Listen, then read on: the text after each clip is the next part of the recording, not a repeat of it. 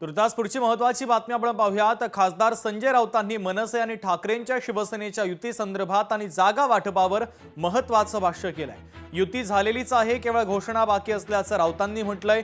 तर जागा वाटपावरून दोन्ही पक्षात विसंवाद नाही असं संजय राऊतांनी म्हटलेलं आहे। ही युती जी आहे शिवसेना उद्धव ठाकरे आणि महाराष्ट्र नवनिर्माण सेना यांच्यामध्ये युती तर झालेलीच आहे, फक्त जागा वाटपावर शेवटचा काल रात्री पूर्ण झाला। आता राज आणि उद्धवजी यांनी एकत्र येऊन या संदर्भात जो काही जागा वाटपाचा फॉर्म्युला किंवा इतर काही गोष्टी आहेत त्या संदर्भात त्यांना घोषणा करणं तेवढं बाकी आहे।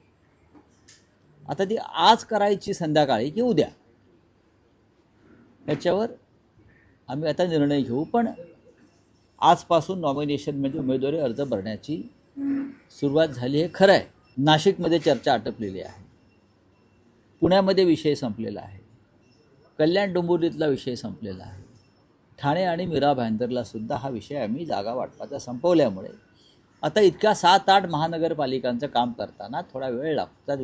विषय मुंबई महानगरपालिकेचा आम्ही दोन्ही पक्ष एकत्र आहोत आणि मनापासून एकत्र आहोत।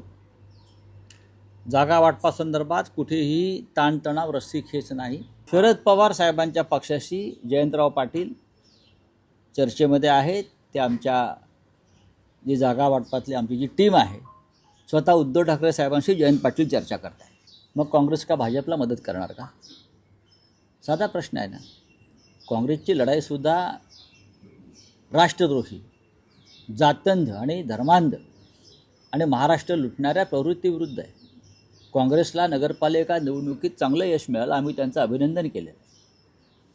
आणि जर काँग्रेसला काही चांगल्या जागा मिळाल्या आणि त्यांची आम्हाला गरज लागली तर नक्कीच त्यांची मदत घेतली जाईल। पण शिवसेना आणि मनसे युती व राज ठाकरे व उद्धव ठाकरे जेव्हा एकत्र आलेले आहेत तेव्हा आम्ही 100चा आकडा 100% पार करतो।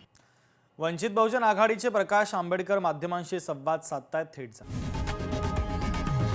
लोकशाही मराठी ऐका, पहा, जागरूक रहा।